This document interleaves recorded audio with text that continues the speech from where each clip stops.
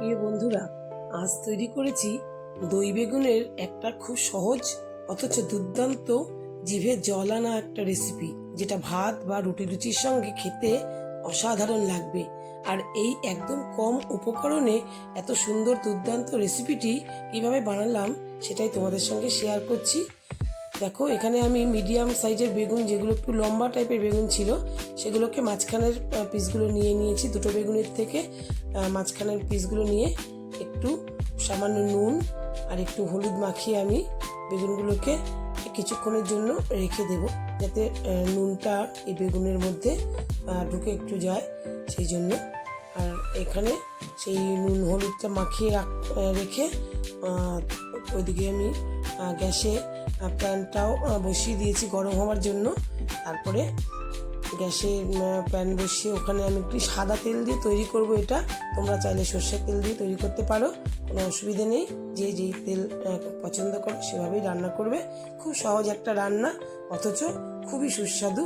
এভাবে করে দেখো, একদম কম উপকরণ লাগবে, অথচ তোমরা ভাবতে পারবে না যে এভাবে সামান্য উপকরণে এতটা টেস্ট কি করে তৈরি হয়।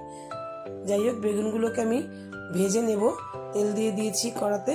এবার বেগুনটাকে আমি এমনভাবে ভাজবো যাতে পুরোটা নরম হয়ে না যায়, অথচ মোটামুটি সেদ্ধ হয়, সেরকম পর্যায়ে আমি বেগুনগুলোকে ভেজে নামিয়ে রাখবো। হ্যাঁ, এবার আমি দুভাগে বেগুনগুলোকে আমি ভেজে তুলে রাখবো। বন্ধুরা, তোমরা যারা যারা রেসিপিটি দেখছো, একটা লাইক অবশ্যই দিও। আর নতুন বন্ধুরা থাকলে সাবস্ক্রাইব করে বেল বাটনটি ক্লিক করে রেখো, যাতে পরের ভিডিওটা তোমরা দেখতে পারো এরপরে আমি পাঠালে।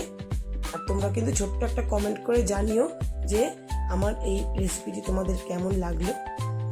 খুবই ছোট্ট একটা ভিডিও, খুবই সুন্দর একটা রেসিপি বন্ধুরা। ভাত দিয়ে আর কিচ্ছু লাগবে না, এটা দিয়ে মেখে খেলে পরে এতটাই টেস্ট লাগবে। তোমরা এইভাবে তৈরি করে দেখো। এখানে দেখো, নিয়েছি আমি টক দই। এখানে 200 গ্রাম মতন টক দই নিয়েছি। তার সঙ্গে 1 চামচ চিনি আর হাফ চামচ নুন আমি দিয়ে দইটাকে খুব ভালোভাবে ফেটিয়ে নেব। খুব ভালোভাবে ফেটিয়ে দইটাকে আমি তৈরি করে নিচ্ছি। ওইদিকে আমার বেগুন ভাজাটা হয়ে গেলে পরে বেগুনটা আমি তুলে রাখবো।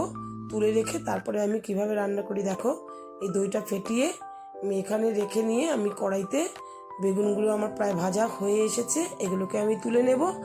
এরপরে আমি কড়াইতে আর 2 চামচ মতন তেল দিয়ে দেব।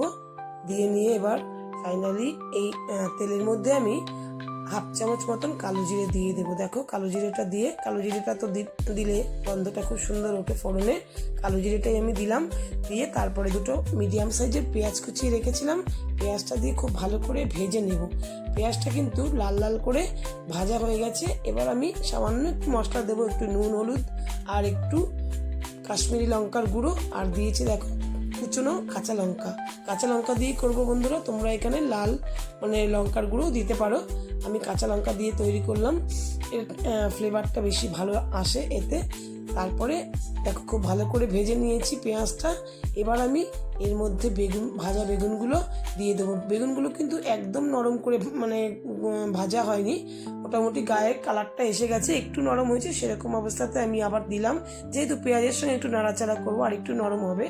এবার এই মশলার মধ্যে বেগুনটা খুব ভালো করে মাখিয়ে নিয়ে আমি ওই ফ্যাটানো টক দইটা এর মধ্যে ঢেলে দেবো। ব্যাস, একদম তৈরি হয়ে যাবে আজকের আমাদের দই বেগুনের রেসিপিটি বন্ধুরা। এরপরে আমি একটু উল্টে পাল্টে দিয়ে একটু ধনেপাতা দিয়ে নামিয়ে নেব। আশা করি তোমাদের ভালো লেগেছে। ধন্যবাদ।